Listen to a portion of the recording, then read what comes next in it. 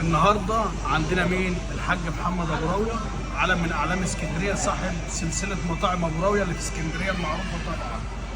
الراجل جاي ياكل عندنا فيليتو شمبري وهياكل ريش ضاني. يا رب يا حاج محمد نكون عند حسن ظنك ونرفع راسك قدام ضيوفك ان شاء الله. انا قدامنا بقى اللي مختار لك ايه؟ ريش ضاني على ذوقه، والفيليتو الشمبري مختار لك برضه ايه؟ فيليتو شمبري فريش لسه جاي لنا النهارده.